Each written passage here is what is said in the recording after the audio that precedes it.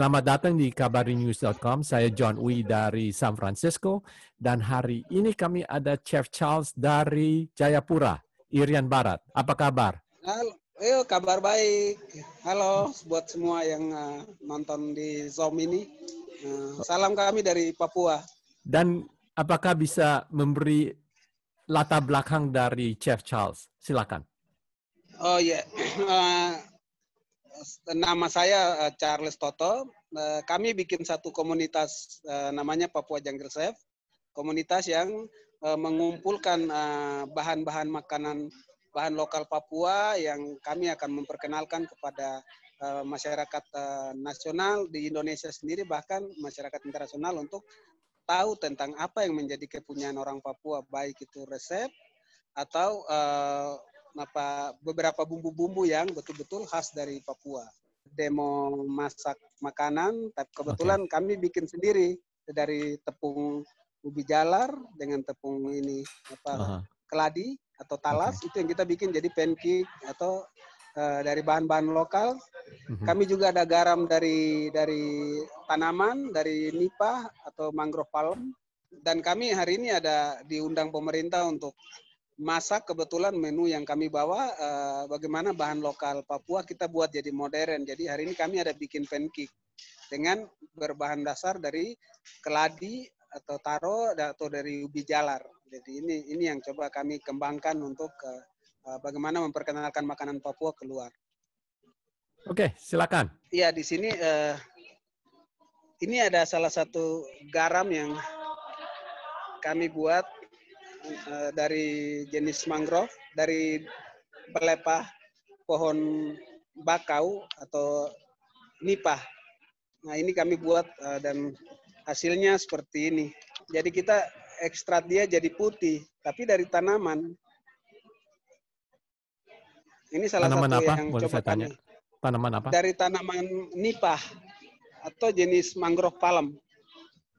Tanaman mangrove yang bentuknya hampir sama seperti sawit atau kelapa yang tumbuh di daerah air payau antara air asin dengan air tawar. Jadi dia pelepahnya menyerap air asin. Itu yang kami coba buat jadi garam. Jadi tidak dari air laut, tapi dari daun, dari pelepahnya. Dan kami ada buat lagi jenis dari daun Flagellaria indica. Nah, hasil garamnya seperti ini. Jadi kita ekstrak dia jadi putih, jadi dimasak. Karena saya pikir masyarakat dunia sudah mulai kurang mengkonsumsi garam laut karena dianggap sebagai garam mikroplastik. Karena banyak sampah ke laut membuat produksi garam sekarang juga sudah tidak bagus untuk kesehatan. Jadi kami dari Papua Jungle Chef coba bikin yang alami dari kebiasaan masyarakat Papua buat garam. Jadi kami coba bikin garamnya dari tanaman. Hasilnya seperti ini. Awalnya jadi garam hitam seperti ini. Ini black salt, terus kita ekstrak dia. Nah, seperti teman-teman ada kerjakan di sini. Jadi ini diekstrak menggunakan saringan kopi. Nah, airnya seperti ini sudah bening. Nah, kemudian dimasak. Kita masak menggunakan kompor dengan pan stainless steel sehingga bisa menghasilkan produk garam. Coba ini masukkan.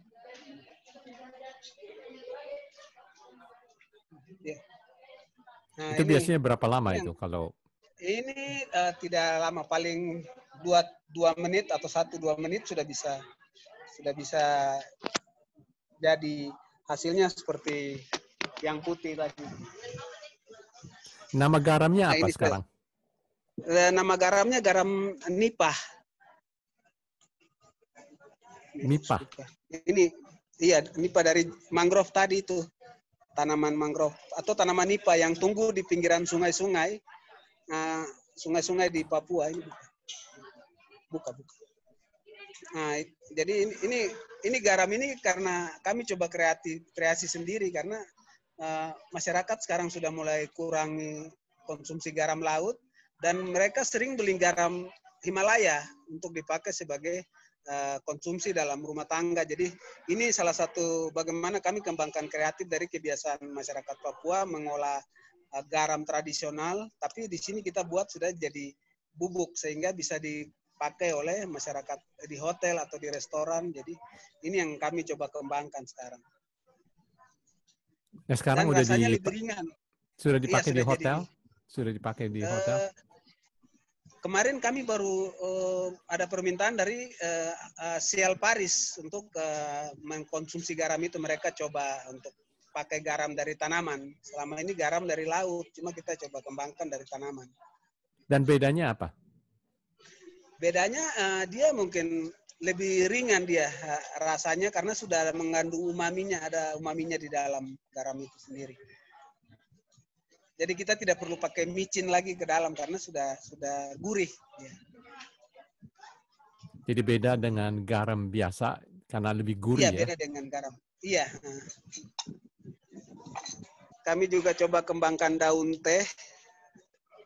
Daun teh dari sukun, tanaman breadfruit atau sukun. Breadfruit ini kan banyak di wilayah Papua Nugini sampai di Papua. Jadi ini kita kembangkan bikin teh. Daunnya yang sudah kuning, kita buat teh karena sudah ada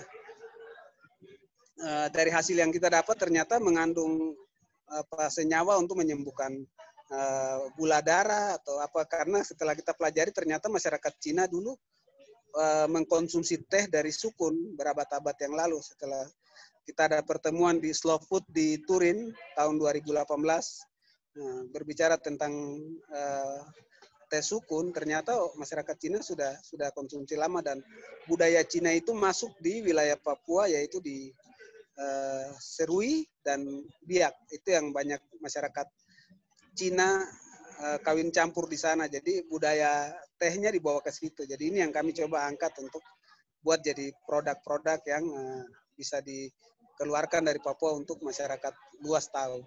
Dan saya juga di sini ada beberapa produk dari sagu.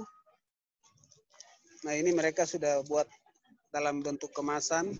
Kebetulan juga kakak yang buat, jadi kita sudah coba kembangkan sagu untuk buat pancake atau bisa untuk roti dan yang lain-lain. Bedanya ini sagu sama sagu yang ada di pasar apa? Bedanya sagu yang di pasar mereka mungkin masih jual dalam keadaan basah. Jadi kalau ini mungkin sudah dikeringkan dan bisa digunakan untuk beberapa produk makanan seperti kue atau cake atau mungkin dibikin jadi pancake untuk sarapan pagi. Itu sudah sedikit beda karena mereka coba keringkan dan mungkin kemasannya juga lebih mudah. Kalau di Papua resepnya papeda, terbuat dari tepung sagu tadi. Nah, di sini coba mereka kembangkan yang sudah bisa lebih instan, bisa digunakan dalam rumah tangga. Dan dari sagu juga mereka sudah buat es krim. Nah, ini ada beberapa sampel es krim yang dari buah merah dan buah naga.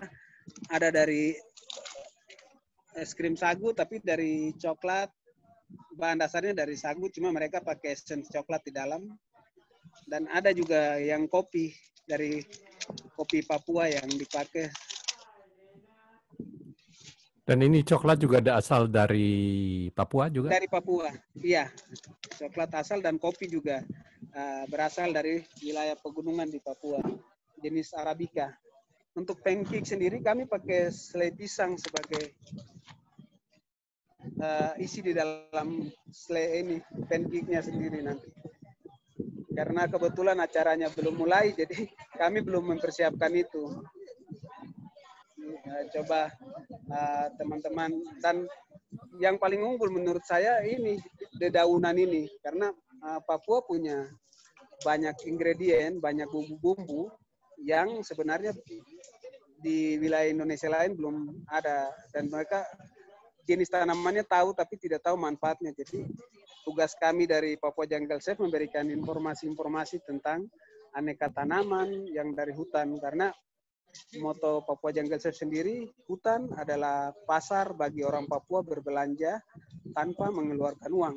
Jadi itu yang mendasari kami melakukan food mapping atau mendata bahan-bahan makanan di wilayah Papua. Dan daun ini hanya bisa didapatkan di Papua aja kan? saya pikir jenis daun ini hampir sama dengan rotan. Nama latinnya Flagellaria indica. Hampir ada di seluruh Indonesia. Tapi di wilayah Indonesia lain mereka tidak tahu manfaat. Di Kalimantan juga banyak. Saya pikir di daerah Jawa juga pasti ada. Dan di sana mereka tidak gunakan untuk bikin garam. Cuma di Papua yang mereka pakai bikin garam dengan metode burning atau membakar daun yang hijau. Hasilnya seperti hitam ini. Dari daun bisa jadi hasilnya jadi hitam ya? Iya, hitam. Setelah hitam, kami ekstrak dengan masak di dalam wajan tadi sehingga dia jadi putih dia. Disaring menggunakan saringan kopi. Biar kita bisa dapat hasil akhirnya lebih putih. Ini hasilnya seperti ini, hitam dia. Nah, kita saring dia putih lalu dimasak di dalam pan stainless steel. Sehingga nggak campur air atau apa ya, hanya langsung dicampur air. Jadi campur air. Yang kita bakar dia dicampur air putih, air tawar, bukan air asin. Itu jadi putih kan habis itu. Iya, jadi ketika di arangnya atau hasil bakarannya kita haluskan lalu disaring menggunakan saringan kopi. Jadi hasil airnya yang seperti ini. Putih dia sudah putih setelah disaring dengan saringan kopi, baru dimasak. Setelah dimasak 1 menit sampai 2 menit sudah jadi mengkristal. Setelah mengkristal hasilnya seperti ini. Jadi putih. Nah, ini yang kita kemas di botol-botol kecil ya. Ini botol yang 30 mili. Ada juga yang masih kita kasih yang asli dia, yang masih tetap hitam. Jadi masih tetap pakai black salt, garam hitam. Tapi kita coba buat yang putih lagi karena untuk makanan sendiri kalau hitam akan terjadi perubahan warna dalam masakan. Bagi Bapak Ibu yang sudah mendownload aplikasi Sasuka, mohon untuk nanti kita berkumpul sebentar di sana. Terus saya rata-rata bina anak-anak di jalan. Anak-anak ya ini salah satu teman-teman kita yang tidak punya aktivitas, kita bina. Mereka mengumpulkan data-data bahan makanan di hutan, mereka coba bikin semacam lab tradisional atau makanan atau bikin produk-produk yang bersifat lokal, tidak seperti food lab yang bagus, cuma bagaimana kita belajar untuk mengemas satu produk sehingga bisa dinikmati oleh orang dari luar atau bahkan bisa keluar dari Papua. Nanti kita kumpul di sana sebentar, kemudian nanti saya pandu bagaimana cara upload. Oke, jadi sementara ini kita ada garam dan juga sagu ya. Iya. Tinggal 15 menit untuk Bapak Ibu selesai. Sementara ada garam dengan sagu. Sama ice cream, Ice cream ya. Oke. Selain itu ada lagi? Kita selain itu tadi teh sukun yang dari daun breadfruit itu, breadfruit leaf yang sudah kuning, kita bikin jadi teh.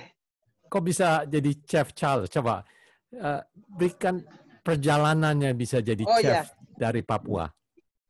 Iya, baik. Saya memang dulu waktu tamat tahun 96 ambil jurusan boga, tata boga di SMK dulu masih SMKK, Sekolah Menengah Kesejahteraan Keluarga, lulus tahun 96. Di Papua? Setelah itu di Jayapura. Di Jayapura, ya. Aha. Iya, Jayapura. Setelah lulus di Jayapura tahun 96, masuk kerja di salah satu hotel di Jayapura sebagai dishwasher, sebagai tukang cuci piring selama 9 bulan. Tapi melihat banyak turis-turis asing yang berkunjung ke Papua, mereka masuk ke pedalaman Papua, belajar atau berwisata dengan budaya-budaya yang ada di Papua, baik di daerah Merauke, Lembah Baliem, sampai ke Raja Ampat. Nah, timbul pertanyaan saya, mereka ini makan apa di hutan ketika melakukan tur? Akhirnya saya berpikir untuk, kebetulan satu perusahaan namanya PT Beneti Ekspedisi Tours and Travel. Mereka butuh tukang masak. Saya akhirnya mendaftar ke situ, masuk dengan travel ini, untuk menyiapkan makanan ketika mereka melakukan tur. Tapi persoalannya ada karena apa yang saya dapat di sekolah beda dengan yang terjadi di lapangan, karena kita tidak bisa bawa kulkas ke hutan, tidak bisa bawa kompor yang besar ke hutan, harus menyiapkan roti untuk breakfast-nya, harus menyiapkan selai-selai. Akhirnya terpikirlah untuk bagaimana mengolah apa yang ada di hutan untuk menjadi makanan pendamping dengan bahan-bahan makanan yang dibawa dari luar seperti keju-keju, seperti mustard, mayones. Itu kita kombinasikan dengan bahan yang ada kita dapat di hutan atau masyarakat lokal hunting. Mereka dapat babi hutan atau mungkin dapat kura-kura atau apa, itu kita coba aplikasikan ke dalam makanan yang kita kombinasikan dengan saus-saus tadi itu, pakai mustard, dan itu kita sajikan di tengah hutan dengan metode yang tradisional yang tidak ada mereka dapat di hotel-hotel bintang 5 atau di mana. Itu yang kami coba adopsi sehingga mereka bisa dapat makan baik tapi tinggal di tengah hutan di bawah pepohonan dengan arsitektur tradisional dari dedaunan yang dibangun. Itu yang kami lakukan selama bertahun-tahun, mulai dari tahun 96 akhir, dari September sampai sekarang, sampai 2020, dan saya masih tetap eksis bekerja di travel itu. Dan dari hasil itu saya bisa mendata, oh ternyata masyarakat Papua di pedalaman ini, mereka daun ini mereka pakai sebagai bahan makanan dicampur dengan sagu atau dicampur dengan ikan, atau itu yang saya pelajari. Dari hasil data itu yang saya bikin semacam pendataan atau food mapping. Di tahun 2008 baru terpikir untuk, saya ini tidak terdaftar sebagai chef di mana-mana, bikinlah komunitas sendiri, Papua Jungle Chef, ya, yang kita kerjanya hanya di hutan dan kita tidak punya standar resepi yang seperti teman-teman di hotel pakai, tapi kita punya standar berdasarkan apa yang kita dapat dari hutan, itu yang kita presentasi untuk tamu atau siapa saja yang berkunjung ke Papua, mereka makan lewat kebiasaan-kebiasaan masyarakat tradisional, baik bakar batu atau apa. Jadi itu metode memasak tradisional, itu yang kita aplikasikan bahan-bahan tadi ke dalam situ. Dan biasanya itu turnya berapa lama? Biasa tur ada, tergantung. Kalau yang bikin film bisa sampai 3 bulan, termasuk National Geographic, Discovery Channel, NHK. Kita sering mendampingi mereka ketika masak dalam produksi-produksi produk mereka yang lama. Contoh macam bikin ulat sagu, itu biasa mereka 3 bulan. Tinggal di hutan, bawa kamera yang kecil mereka masukkan untuk lihat prosesnya. Jadi tugas kami di situ memasak apa yang ada di hutan itu. Selain bahan makanan kita bawa dari kota, kalau habis kita gunakan bahan-bahan lokal. Contoh mungkin kita tidak bawa oven, kita gunakan pasir sebagai media pengganti oven. Jadi bikin api di atas pasir, kita bakar sampai panas. Setelah itu kaleng-kaleng bekas tuna atau itu kita jadikan cetakan roti. Kita masukkan di situ lalu dikubur di dalam panas api, di dalam panas pasir. Jadi dia akan jadi roti yang sebenarnya modelnya kayak bakpao begitu. Tapi untuk tamu ini sesuatu yang menurut mereka belum mereka dapat, dan saya pelajari apa yang biasa dilakukan di alam oleh masyarakat tradisional, saya adopsi ke dalam pola-pola makan masyarakat modern, dalam arti mereka yang melakukan tur ke wilayah-wilayah Papua. Apakah itu banyak contoh turis yang... kita bisa, silakan. Iya. Sorry. Contoh silakan. Kita bisa pakai semacam mangkuk dari kelapa, itu bisa jadi cetakan roti. Seperti begini. Ini sekarang kita bikin jadi kapti, jadi walaupun dari tempurung kelapa. Interesting. Terus termasuk, iya, ini cereknya juga dari kelapa. Jadi mereka bisa mendapatkan sesuatu yang betul-betul ada di lingkungan di mana mereka tur. Baik lihat pemandangan alam, tapi mereka bisa menikmati segala sesuatu yang ada di alam juga. Jadi hebatnya Papua adalah kalau masuk hutan itu nggak bisa kelaparan. Begitulah. Benar, Pak. Iya. Hampir dari data yang saya dapat, hampir dari seluruh Papua, hampir saya jalan. 90% Papua saya jalan ketika melakukan tur dan setelah tur. Setelah tur kan biasa dapat fee dari hasil tur itu. Saya pakai untuk keliling Papua, masuk di kampung-kampung dan pelajari tentang budaya satu suku, budaya makannya. Dan saya dapat satu metode memasak yang jumlah besar itu di suku Marin di wilayah selatan Papua. Mereka bisa bikin bakar batu tapi modelnya kayak pizza, panjangnya 8 meter. Itu di acara adat. Dan daging untuk topping di dalam pizza itu dari sagu itu daging kanguru. Daging kanguru, daging babi, daging rusa yang dipakai sebagai topping daripada makanan resep itu. Nah, daging kanguru asal dari mana itu? Dari Merauke. Merauke kan banyak kanguru, sama seperti Australia. Oh, sama. Oke. Saya pikir hanya di Dan Australia. kangurunya besar-besar. Iya. Interesting. Oke. Oke. Nah, kita ingin tahu ya, masakan Papua sama masakan Indonesia. Saya kira masakan Papua juga makan dengan nasi atau tidak? Papua tidak menggunakan beras sama sekali. Karena kita bergantung pada hasil alam, apa yang ada di alam. Contoh, sagu. Sagu hampir ada dari total 7 juta hektar sagu di dunia, 5 hektar sagu itu ada di 5 juta hektar itu ada di wilayah Indonesia. 1 juta hektar itu ada di Indonesia lain dan 4 juta ada di wilayah Papua. Dan itu menjadi bagian dari kebiasaan masyarakat Papua yang hidup di wilayah pesisir sampai di ketinggian 700 meter dari permukaan laut. Mereka menganggap sagu sebagai tanaman yang memberikan mereka kehidupan. Jadi kita ada punya 3 unsur dalam sagu, yaitu sandan, pangan, papan, dan ekosistem. Oke, coba terangkan itu. Iya, baik dari sandan, ya dari daun sagu masyarakat di suku Asmat, suku Korowai, dan beberapa suku di wilayah selatan Papua, mereka bikin jadi pakaian. Pakaian untuk mereka pakai dalam aktivitas budaya mereka hari-hari. Papan, dari daun sagu itu mereka bisa buat atap untuk roof daripada rumah, pelepahnya bisa jadi dinding, sedangkan kulit daripada batang sagu itu bisa jadi lantai rumah. Sedangkan pangan dari sagu itu bisa menghasilkan sumber pati seperti tadi kita lihat ada contoh sagu yang sudah dikemas dalam bentuk yang sudah tepung, tapi masyarakat masih jual yang itu biasa dibikin papeda untuk resep-resep masakan tradisional. Selain itu, dari sagu juga menghasilkan sumber protein karena di dalam sagu itu ada sejenis ulat, namanya ulat sagu, dan itu proteinnya sangat tinggi untuk mereka yang mengkonsumsi sagu. Sedangkan yang keempat itu ekosistem, karena sagu bukan sawit yang menyerap sumber air.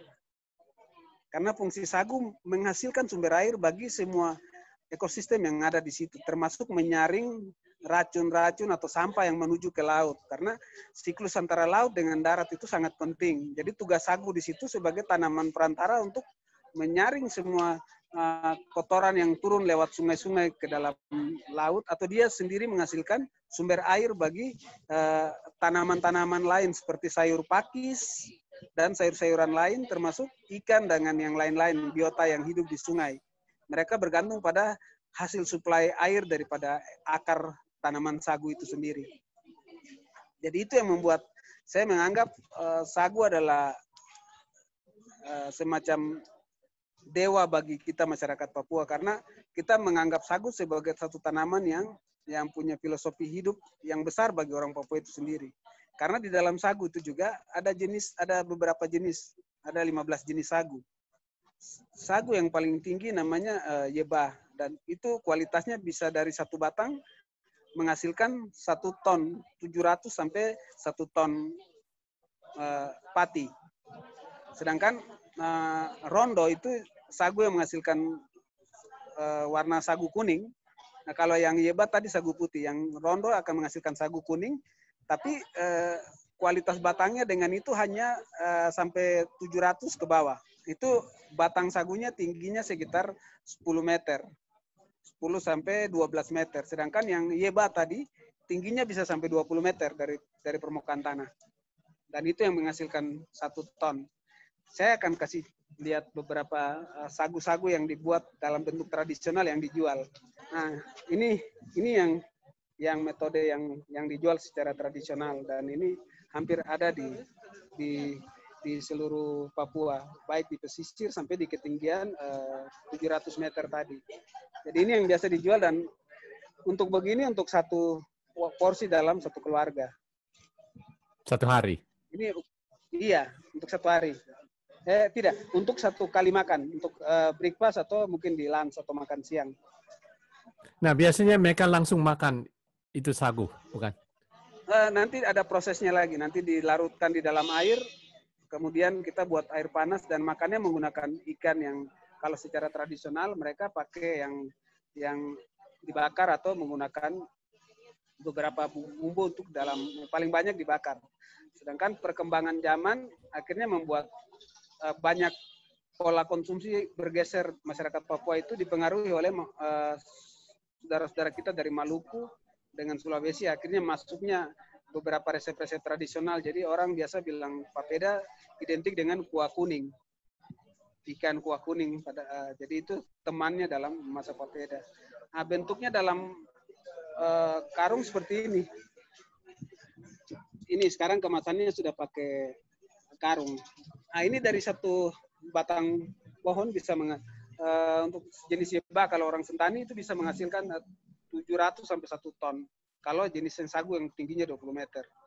Di bawah itu yang rondo dengan itu bisa sampai 700 tadi. Ini dari Genyem kan? Oh iya, ini sagu juga kualitasnya ditentukan oleh air juga, Pak. Kualitas sagu kalau bersih bagus itu karena air hasil olahannya bersih. Jadi rata-rata sagu dari Genyem modelnya begini, jauh lebih bersih. Tergantung kualitas air di sana. Bisa lihat bedanya bagaimana tuh bedanya dari warnanya? Saya tidak ada atau sampel yang. Iya, bisa dilihat bedanya. Seperti ini bagus, Pak. Putih. Putih ya. Karena kualitas air, iya. Kalau airnya warna kuning seperti di wilayah selatan, daerah Korowai dengan itu, sagunya berubah warna juga jadi kuning.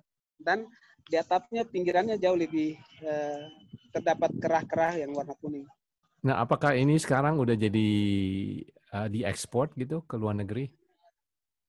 Untuk sementara memang Indonesia untuk Jepang masih semua berasal dari Kepulauan Riau. Dan yang masuk di Kepulauan Riau itu diambil pada tahun 1962 sampai 63 bibit sagu dari Papua yang dikirim ke wilayah Sumatera, yaitu di Riau. Jadi itu yang sekarang jadi proyek percontohan untuk Indonesia ke luar Indonesia, yaitu Jepang. Jepang menjadi target utama mereka buat jadi beberapa resep, termasuk bihun juga bahan dasarnya dari sagu juga. Hampir di Cina juga mereka butuh itu sebagai bahan dasar untuk bikin mie yang jenis bihunnya. Oke. Dan selain itu masakan apa? Oh, saya mau tanya, dessert. Kalau Papua dessertnya apa? Kami tidak mengenal itu, Pak. Tidak mengenal ada makanan pembuka, makanan pokok, dan penutup. Jadi kita hampir kita mendapatkan sesuatu dalam jumlah makan besar. Jadi biasa juga makan sagu juga di pagi hari, bisa di siang dan malam. Cuma perbedaan sagu dengan beras, sagu karena semua terbuat dari pati dan mengandung banyak air, jadi masyarakat Papua yang mengkonsumsi sagu dari tahun ke tahun, apalagi mereka yang usianya sudah 60, 70, mereka badannya tetap six-pack karena yang masuk semua itu air dan keluarnya juga lewat keringat dan lewat buang air, dan itu lebih simpel karena sagu kadar gulanya rendah gluten. Jadi kalau masyarakat Papua yang tinggal di Papua terus keluar Papua, pasti kemana-mana sagu harus selalu dibawa sebagai makanan pendamping setelah makan nasi atau makan makanan lain. Atau mereka di wilayah pegunungan sering memakai ubi-ubian karena mereka hidup bergantung pada talas, ubi jalar, dan beberapa jenis ubi-ubian yang lain. Jadi dan kita tidak mengenal dessertnya ini atau main course-nya ini atau appetizer-nya ini, begitu tidak tidak mengenal makanan penutupnya apa. Jadi begitulah di rata-rata di Papua. Ya. Kalau biasanya masakan kan ada garam ya, terus ada Garam, juga manis ya. Iya. Ya, jadi asin, manis, terus ada juga yang sour ya, sour Iya, yang tidak ada rasa, yang plain. Ya, kecut. Kecut ya. Ya, kecut. Nah, di Papua semua itu rasa garam atau gimana? Atau rasa manis Iya, tidak? ada yang garam saja karena kita tidak mengenal micin dan yang lain ya. Hanya bisa dapat garam. Kalau tidak yang manis. Manis juga mereka dapat dari buah-buahan atau tekstur dari daging itu yang mereka sebagai penambah rasa daripada masakan yang mereka masak. Jadi kuatnya di situ. Cuma bedanya di beberapa wilayah seperti pegunungan, di atas gunung di ketinggian 1.600 meter sampai 2.000 meter permukaan laut, situ ada sumber air garam. Jadi kebiasaan-kebiasaan tradisional di sana masih mendapatkan sesuatu yang Tuhan sudah titipkan di sana. Bukan bergantung pada laut. Jadi wilayah selatan seperti jenis garam yang tadi saya sampaikan itu di wilayah yang mereka tinggalnya di aliran sungai dan tidak ada sumber air laut di situ. Tapi Tuhan menitipkan mereka dengan, kalian makan ambil daun ini dibuat jadi garam. Itu yang kami dari Papua Jungle Chef melakukan riset untuk mengembangkan ini. Ini sebenarnya peluang Papua bukan dari luar. Kenapa kita tidak manfaatkan? Akhirnya kita coba bikin semacam uji lab kecil-kecil, bikin dari hitam menjadi putih untuk kebutuhan masyarakat modern. Dan kalau manis ya, gula, jadi sebenarnya manis dari buah ya. Tapi apakah ada gula sendiri? Kayak tadi kan ada garam kan ya, dari daun jadi garam. Nah, ada daun yang jadi gula apa tidak? Daun yang jadi gula juga kami masih melakukan ini riset dengan riset kecil-kecilan lah, melakukan mapping ke daerah-daerah yang mungkin sedikit beda dengan wilayah Papua lain, antara satu mungkin mudah-mudahan kita bisa dapat yang manis ya untuk konsumsi. Ya kalau bisa dari dedaunan, tapi ada beberapa jenis kulit kayu yang bisa menggantikan aroma bawang. Seperti di suku Moi, mereka pakai kulit kayu jadi rasanya seperti bawang, tapi itu dicampurkan di dalam masakan mereka. Oh, kulit kayu. That's interesting. Iya, kulit kayu. Kami juga ada jenis cinnamon Papua. Cinnamon, oke. Okay. Iya, cinnamon Papua biasa di sini mereka bilang masohi.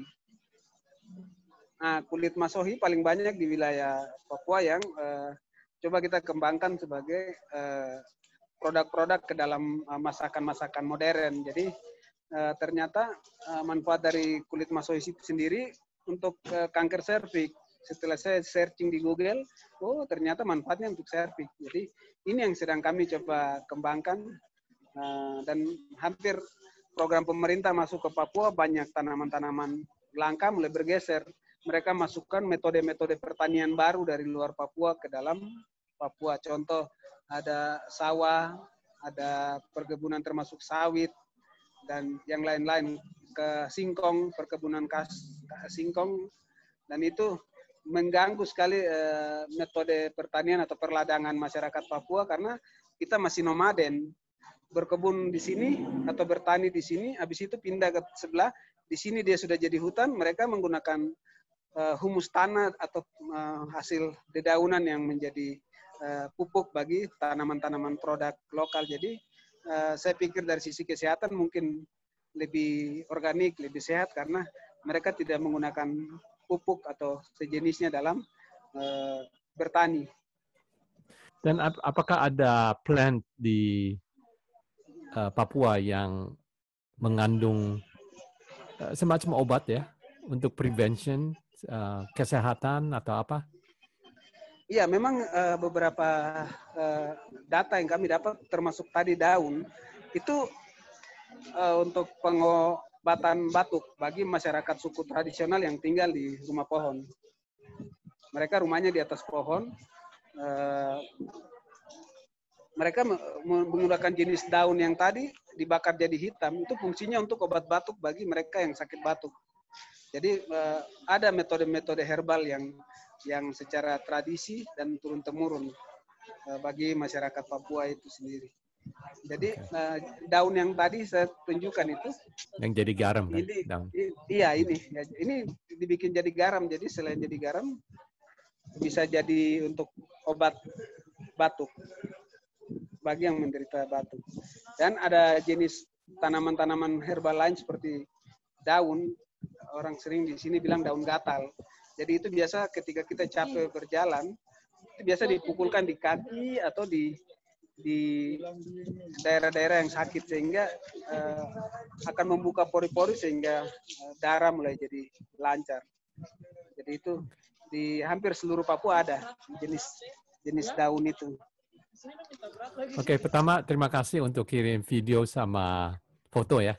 Saya mau lihat mungkin Chef Charles bisa memberi komentar ya. Yang ini video, silakan. Silakan. Iya, jadi ini salah satu tadi garam yang kita hasilkan, garam yang sudah putih, itu kita ambil dari pinggiran pantai, pohon nipah tadi. Itu jenis pohonnya hampir sama seperti kelapa, dan ini pelepahnya yang kita ambil lalu diiris. Setelah diiris dikeringkan pakai tenaga matahari untuk mengeringkan. Setelah itu baru dibarning, dibakar.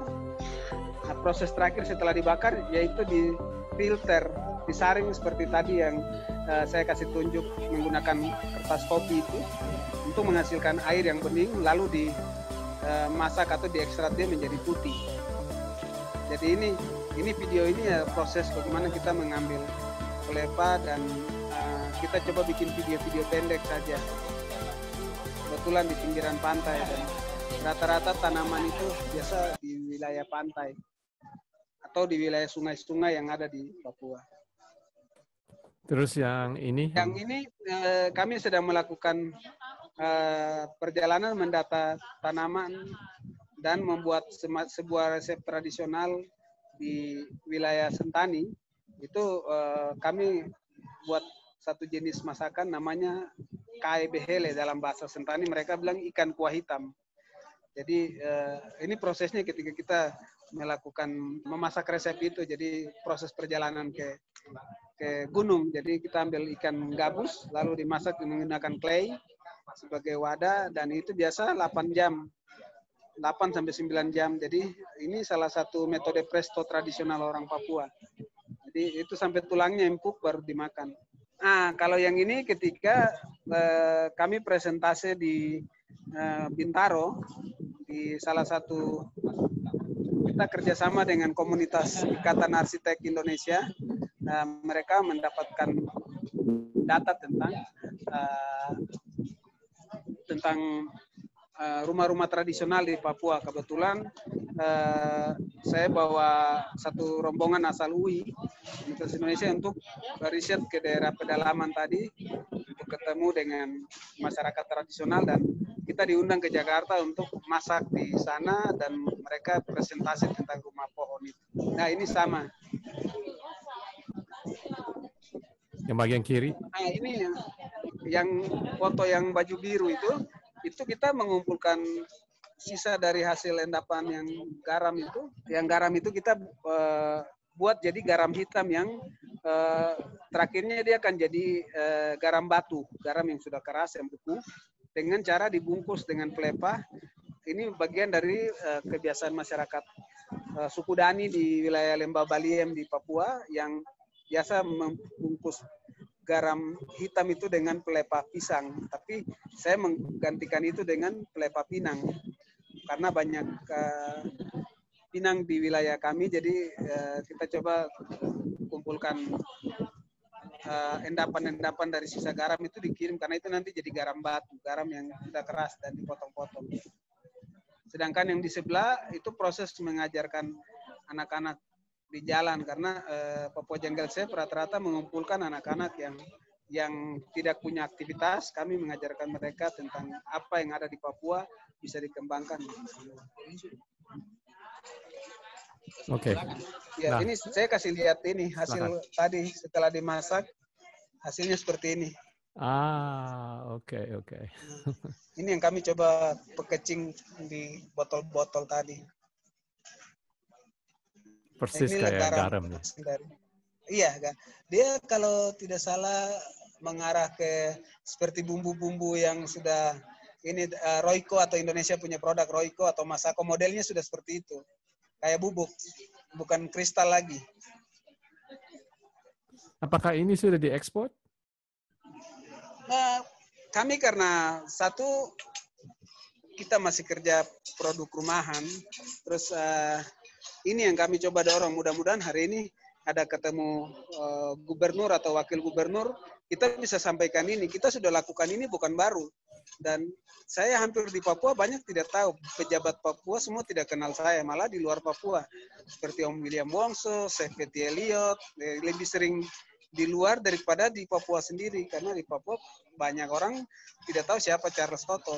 Karena hanya teman-teman yang dari komunitas kuliner atau yang sibuk dengan gastronomi, ya situlah kita bergabung dengan komunitas-komunitas itu, sehingga apa yang menjadi catatan-catatan dari Papua mereka mengcover itu dan mereka ikut mensupport kita. Kalau seandainya ada diaspora Indonesia yang ingin mengenal hidangan Papua, apakah ada di Jakarta?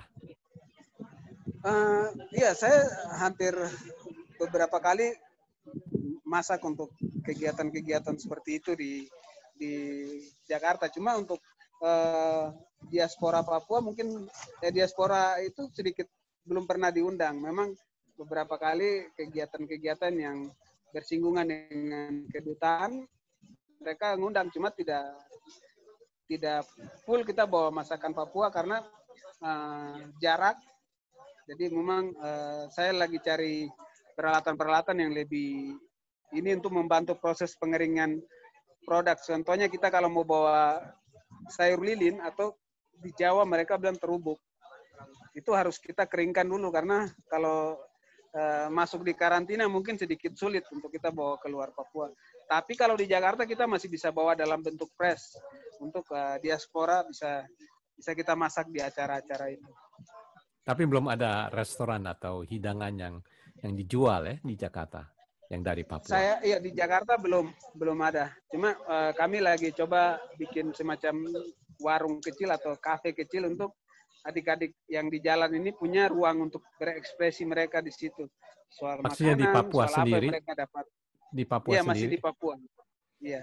Di Papua sendiri kami baru mulai bangun karena saya hampir berjalan sendiri selama bertahun-tahun. Nah, ini kumpulan chef Papua, ada berapa anggotanya sekarang? Kalau untuk yang saya latih dari anak-anak yang ada selain di jalan, saya selama ini melatih di setiap objek dan daya tarik wisata. Di spot-spot wisata, biasa saya melatih anak-anak lokal di sana untuk memasak.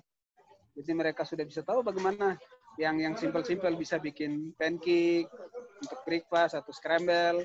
Terus nanti makan siangnya ini. Jadi kita combine antara lokal dan anggotanya sudah berapa? Jadi hampir total yang dari jalanan ada hampir 40 orang. Sedangkan yang di semua Papua yang saya jalan itu hampir ada 100 sampai 200 orang yang saya bina di pedalaman-pedalaman yang sulit dijangkau. Jadi hampir sekitar 100 sampai 200 orang. Dan sekarang tantangannya apa? Tantangannya karena satu, wilayah Papua luas. Nah, kita butuh biaya besar untuk melakukan perjalanan dari satu ke tempat yang satu. Ketiga, kita tidak punya yang keduanya apa? Keduanya kami tidak punya pendanaan yang akurat ya, dalam arti kita belum bisa melepas produk-produk karena terhalang dengan pembiayaan dan jangkauan keluar. Ketiganya, memang kita butuh semacam food lab untuk bisa mengcover sambil kita bisa mengolah produk-produk Papua dalam jumlah massal. Cuma saya berpikir untuk kita mengolah dalam bentuk limited edition, jadi dalam jumlah sedikit.